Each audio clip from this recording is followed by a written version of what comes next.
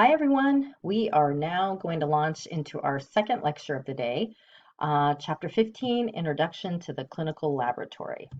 So we've already talked about several laboratory tests during the course of this class, but laboratory tests are really important. And as we know, they're the third part of a physical exam, and they're used in conjunction with a health history as well. So what's really important about them is they allow a provider to really help with diagnostics and take a look at where a patient is in their overall health status, and then to help manage a patient's condition if they come up with a diagnosis that needs to be continuously watched.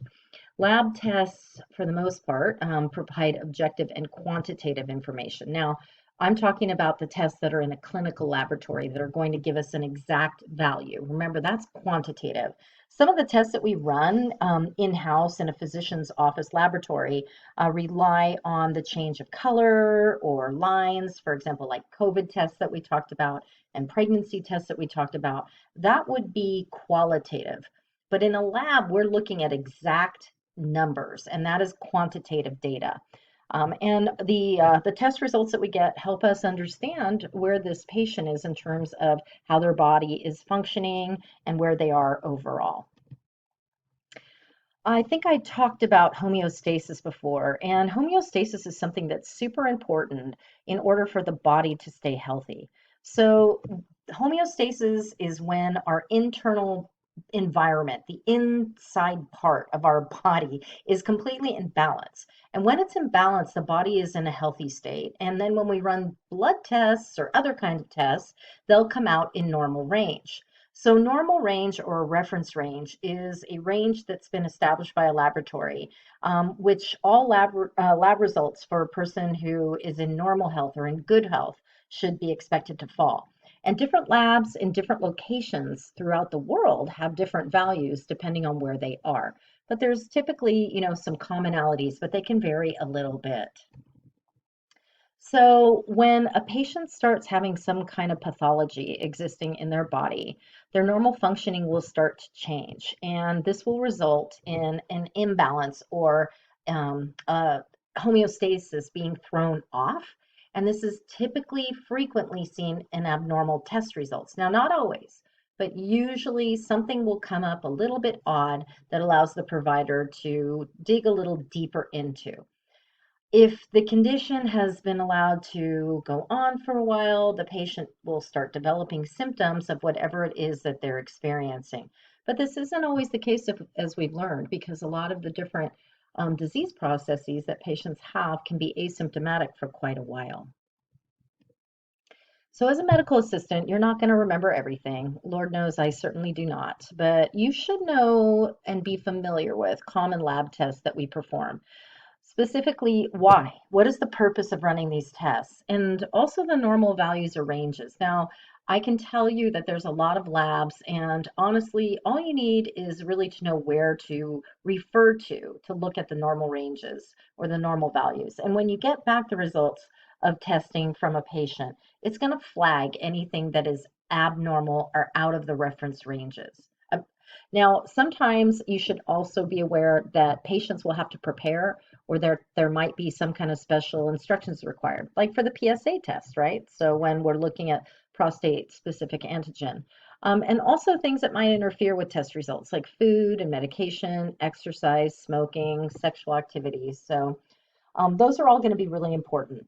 Anytime that you get back lab results and there's any abnormal results listed or flagged, anything that's out of a normal range, you're going to want to alert your provider as soon as possible. Don't call the patient ever. Make sure that it goes through your provider first, and then they will tell you what they want to do moving forward. So, lab testing has some pretty important purposes. First of all, remember, we need this to be able to confirm a clinical diagnosis. We have that intermediate step, but without lab tests or diagnostic tests, a provider really can't come up with an overall final diagnosis. So they need this in addition to the health history and the physical exam. A lot of times, a patient's symptoms will give an indication of a strong clinical diagnosis, and then these lab tests are used to confirm it. So for example, with diabetes, we're going to run blood glucose levels. We might run a fasting blood sugar level. They might have an A1C done. And then if it looks like they're potentially diabetic, we're going to run a glucose tolerance test. The other thing that lab testing can be used for is helping differentiate what disease is actually occurring. This is called coming up with a differential diagnosis when there's two or more diseases that have very similar symptoms. We order lab tests in order to be sure to determine which one of the diseases is actually happening.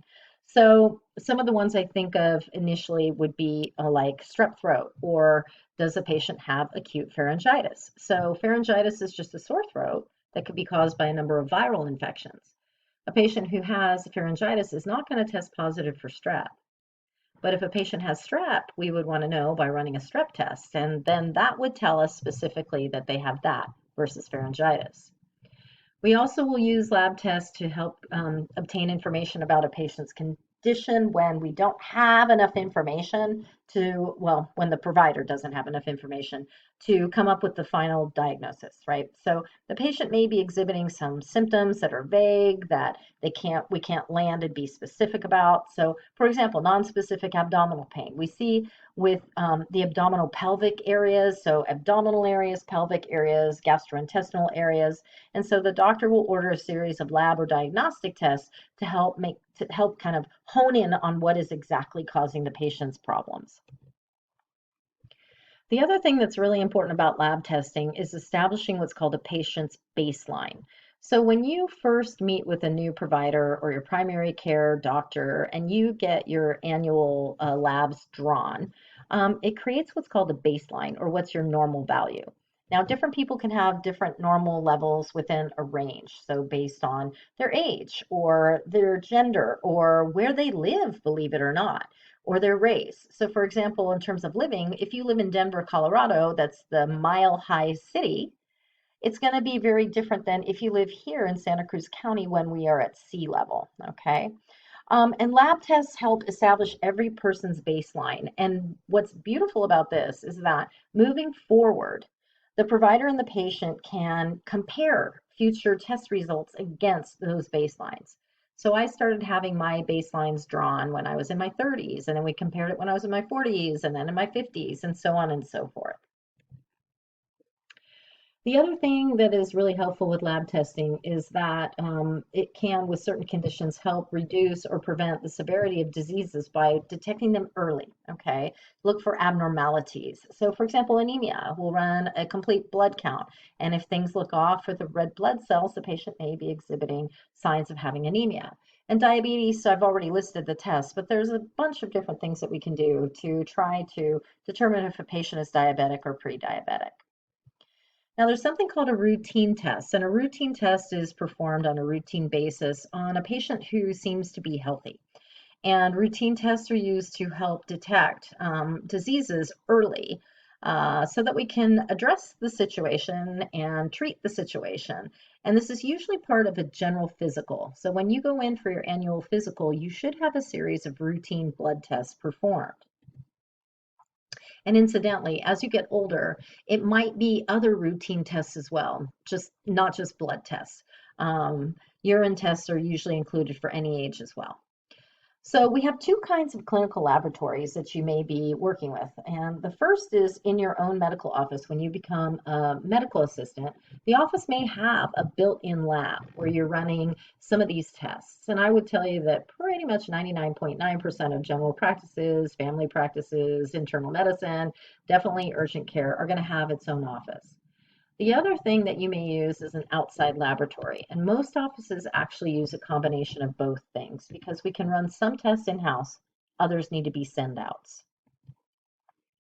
So you're going to, as a medical assistant, work really closely with outside laboratories, and this is privately owned commercial labs like Quest and Labco, and then there's hospital laboratories where they actually have a lab built in. You can actually go to some of the hospital laboratories as an outpatient, but usually, you know, we have hospital labs that deal with inpatients and then outside labs.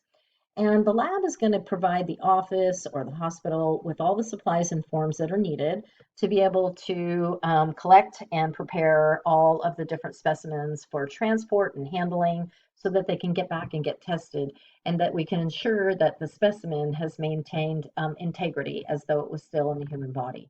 You, as a medical assistant, are going to be responsible for checking and reordering supplies, and don't ever feel bad about contacting laboratories because they're used to medical assistants contacting them when we run out of things that we need. The outside lab is also going to provide every medical office with something called a lab test directory, and it's a reference guide that helps you understand how we properly collect and handle different specimens, the things that you need. And again, if you have any questions regarding anything regarding testing, it's really important that you call or email or contact the lab. All right, so let's talk about collecting and testing specimens. So specimens, now that you know, we have an inside lab and an outside lab. So we can collect specimens and test them at the office. We can collect specimens at the office and transfer them to an outside lab for testing. Or again, we can do a combination of two things. So for example, if we're running a strep test, we're going to collect a rapid throat swab in the office and test it. We're also going to collect another specimen that we're going to do as a lab send out. Okay, the lab send outs are going to take longer. The ones we run in-house, we usually get results immediately. So when a patient has to go to an outside lab, we can either email or fax, the lab request, or a patient can be given an actual hard copy that they take with them. Sometimes it's a combination of two things. So a patient may go visit a doctor. The doctor says they're going to put electronic requests in, but before the patient leaves, they print out the lab requisition and hand it to the patient. This is kind of nice just in case there's any confusion when the patient actually arrives at the lab. Your responsibilities as a medical assistant are going to depend on the situation. So, if we're collecting and testing at the office, you're doing that. If we're collecting at the office and transferring it to an outside lab, you're doing that. So it just really depends on the situation and whatever test the patient needs run. So I keep mentioning laboratory requests. This is nothing more than either a pre-printed form or a printed form that is either filled out manually or it's done on a computer. So if it's completed manually, the medical assistant and the provider will work together to write in all of the required information. So the doctor is going to indicate which tests that they want run, and then the MA will help fill in all the additional information. This can also be completed on a computer. It can be faxed as well, where the medical assistant will, again, enter information either in a keyboard or on a hard copy of a lab request. So the doctor is the one that's going to indicate which tests need to be run, and it's usually indicated by marking a box, and it needs to be marked clearly. We will be going over this in lab class. You will be seeing an actual lab request form. There's also a space always for additional tests that can be added, and these are used to specifically write down any tests that are not listed that can be marked off using a checkbox. Okay. There's something that we're going to go over in lab as well called lab profiles and panels. And lab profiles and panels, for example, we talked about a lipid panel or profile, right, that had HDL and LDL, total cholesterol, triglycerides. There's also things like basic metabolic panels and comprehensive metabolic panels and renal panels and liver panels that contain many lab tests. And so sometimes those panels or profiles are checked instead of each individual test. This is an example of the test that you would find in a panel for a comprehensive metabolic panel. You can see that it has a whole bunch of different tests listed. And then it shows, in this particular case, it's showing a patient's results and what the reference range is. All right, on a lab request form, there's also going to be an area where we need to indicate the source of the specimen, which is going to indicate to the laboratory, where did we exactly get this specimen from in terms of the body? Because a lot of times we can't tell visually. So is it a throat specimen? Did it come from the ear? Did it come from a wound? Did it come from the vagina or an eye, or is it urine? So again, we can't always tell, right? I don't know if you could even begin to tell what that was in the central picture. I think it's a nasal calculi. I'm not sure. But then you can see that on the left-hand picture, we're taking a swab of a patient's throat. And on the right-hand picture, we're taking a swab of a wound. And without indicating it, the lab wouldn't know. Okay. So it's really important because the method the lab is going to use to test the specimen is based on where it came from. The other thing that is often required on a lab request form is listing of medications because some of them may actually interfere with how accurate and valid the test results are. So we need to indicate this on a request to let the laboratory know. Antibiotics are always really important to let a lab know. Most lab tests, if they're done on a routine basis, there's no hurry to get the results. But if a lab request is marked stat, you know that needs to be done immediately. And then what typically happens is the results are telephoned or faxed to the medical office. All right, so after we collect the specimen, we're going to place the completed lab request form with the specimen in a biohazard bag to be transported to the laboratory.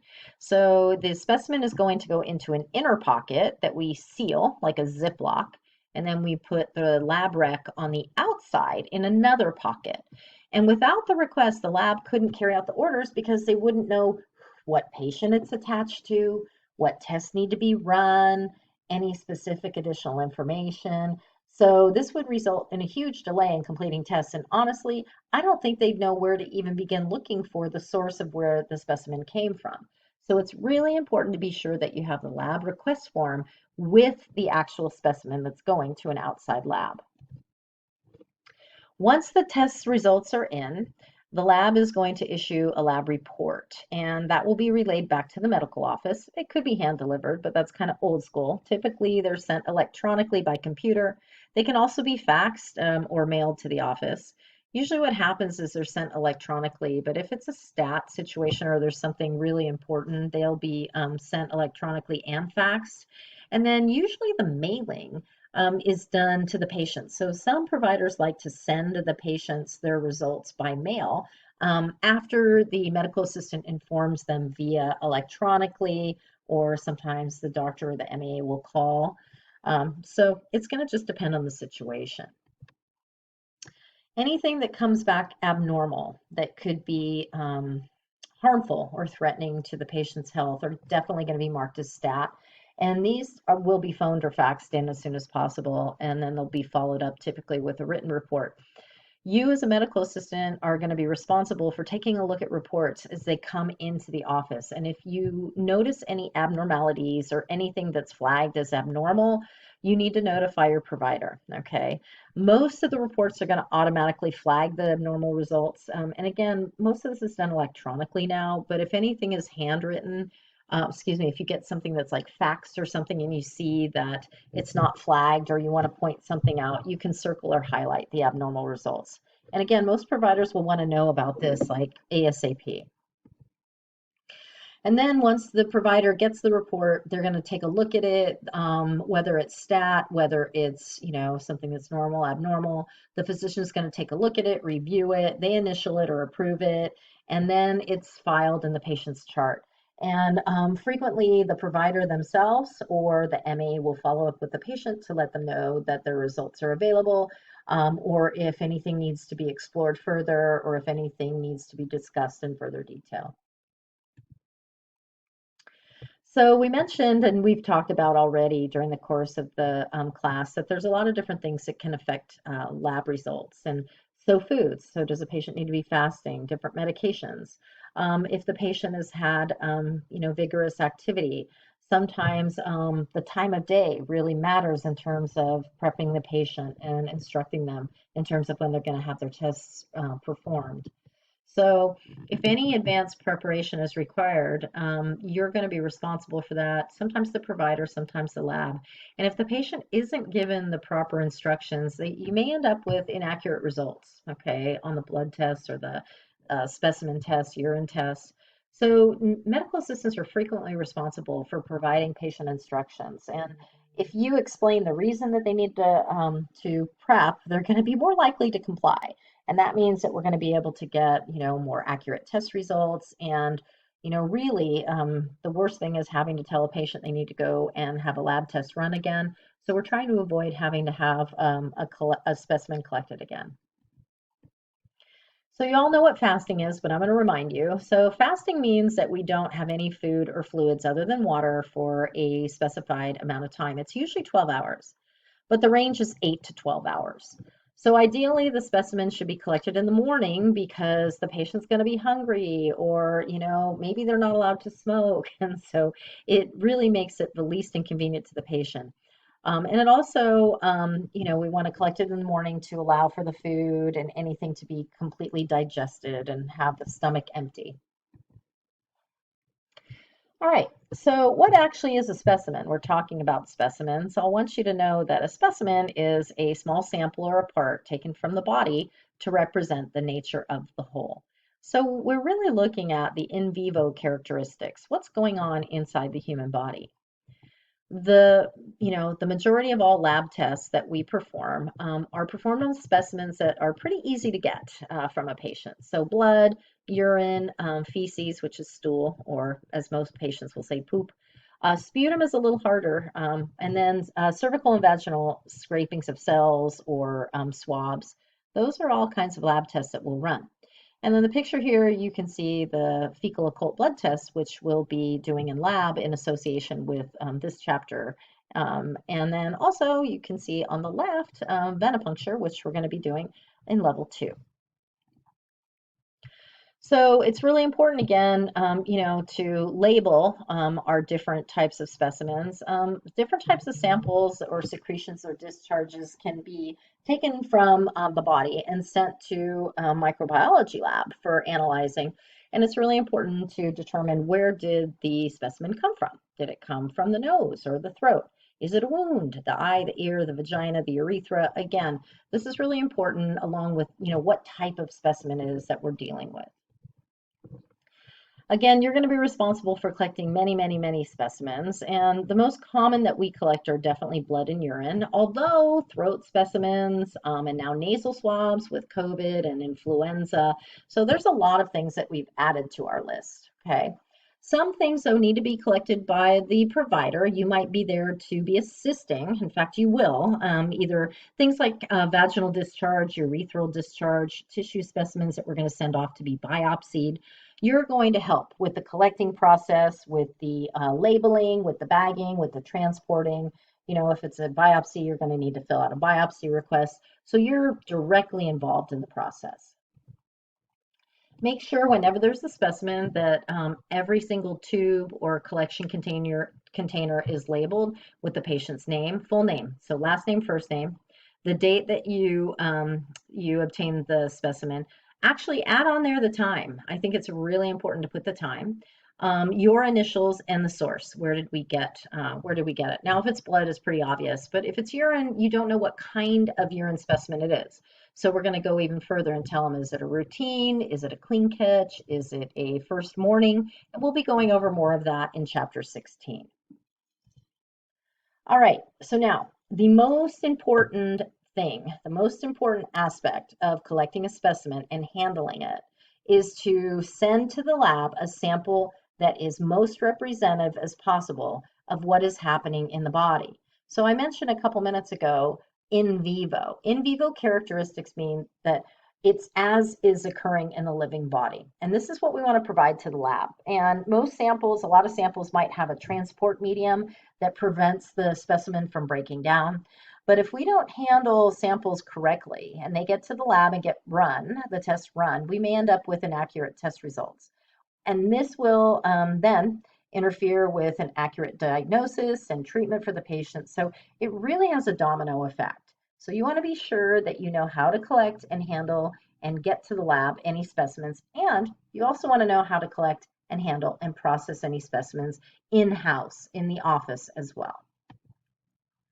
All right, so these patients don't look very happy in the pictures, and they're probably not going to be, because what happens here is that if you do not collect the amount that a lab needs to perform the test, or if you do not collect the amount that you need to run a test in-house, you're going to have to rerun it. So the lab is going to kick back or reject a specimen and mark it QNS, which stands for quantity not sufficient, if you haven't obtained enough of a specimen. And then the patient has to go back to have the sample recollected again, and they're typically not very happy. If they're still in the medical office, you can go back and take a specimen again, but again, they might not be very happy. We've talked about CLIA before when we've talked about wave tests, but I'm going to remind you that in 1988, the US Congress passed something called CLIA, stands for Clinical Laboratory Improvement Amendments, and really what it boils down to is it was handed down to improve the quality and to kind of make things uniform in terms of lab testing in the United States. So there's different federal regulations that govern all facilities, regardless, that perform lab tests. Now, the thing that's different is that CLIA regulations have three distinct and separate categories of lab testing, and it's based on the complexity of the tests that they are running. So I think I've talked about waived tests before. Waived tests are the tests that you're going to be performing as a medical assistant inside of the office. So these are simple procedures that are easy to perform, and they're actually a lot of tests that patients will perform at home. So blood glucose testing or pregnancy testing. So office labs that perform only waived tests, we have to apply for what's called a certificate of waiver. And then we're exempted from a lot of the stringent regulations and requirements of CLIA. But even in a medical office, when we're working there and performing these exempt tests, we still have to have good lab practices. Some of the waived tests, and many of which you're running during the course of this program, are urinalysis dipsticks, so when we do a urine dip, fecal occult blood testing, which we'll be doing this week, ovulation testing, pregnancy testing, ESRs or hemoglobin that are using CLIA waived analyzers, same with microhematocrit, blood glucose, rapid strep. I could add to that hemoglobin A1C, lipid panels. We can do INR, which is coagulation testing. There's a whole bunch of different types of waived tests. But I would say that the majority of all tests that are run in lab are what are called moderate complexity tests. These tests account for 75% of the estimated 10,000 plus laboratory tests that are performed every single day in the United States. So all the hematology and blood chemistry tests, everything, like if you go in for your physical and they draw blood and then they send it to the lab, anything that is performed in an automated blood analyzer that's not CLIA waived, not in the medical office, okay? Also anything that's sent to microbiology or is undergoing like microscopic analysis. So for example, with urine, that would be a moderate complexity test. The highest, most regulated testing are called high complexity tests. And these are typically done in labs that are subjected to federal regulation. In fact, they could have people from the federal government drop in at any time and kind of take a look at how they're doing and if they're actually doing what they're supposed to be doing. So these tests involve cytogenics, histopathology, histocompatibility, and cytology, including Pap testing, so Pap smears. Okay, now I want to talk about lab tests. In a lab, there's actually different departments, okay? And lab tests can be classified into different categories in terms of where they end up. What department did they get sent to? So the first department that lab tests can be run in is called hematology. You might remember logy means the study of, hemat means blood. So this department examines blood, and the most common tests that we see there are like CBC with a differential, so complete blood counts. They're going to look at the shapes of different cells. They're going to look at the clotting ability of blood. They're going to be able to identify specific cell types and specific numbers. So this is called hematology, and they also have a department of special hematology that deals specifically with coagulation or clotting. Clinical chemistry is the next department, and this is by far the largest area that we have in a lab department. So in clinical chemistry, what's happening there is that they are running tests that determine the actual specific amount of different chemical substances that we find in different body fluids or tissues or exudates. So we see a lot of blood tests, and let's say, for example, you get, a specific amount for your sodium or your specific amount for your potassium. That's clinical chemistry. Serology and blood bank we just recently talked about. So this is the department again that studies antigen antibody reactions to determine the presence of a substance or determine the presence of disease. So we can look at if a patient has immunity or if they have an active case of a disease. Some of the things we talked about, for example, were hepatitis and mono, so those types of things.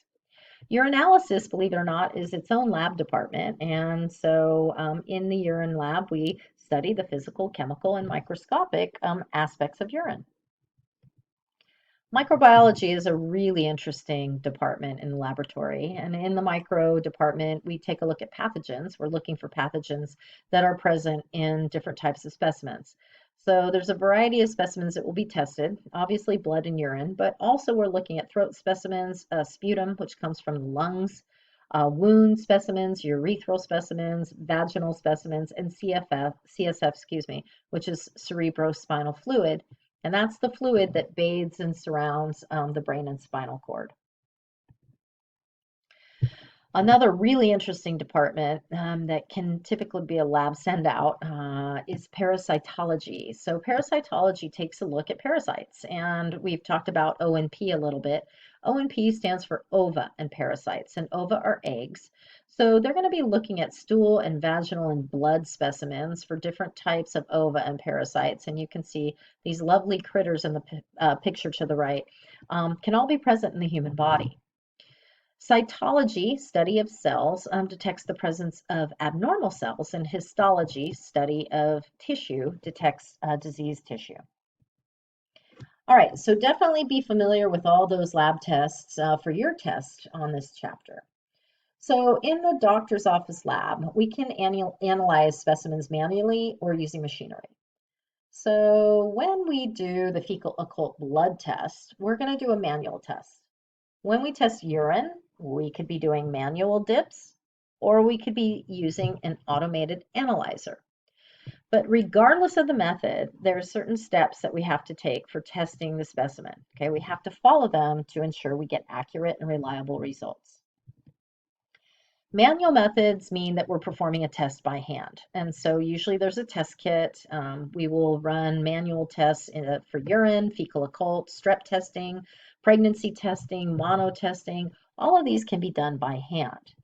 And manual methods require more knowledge and more skill, believe it or not, than automated methods because it's more likely we're going to make a human error. So we have to be careful to really follow instructions and read the instructions so that we don't come up with an error and get erroneous test results.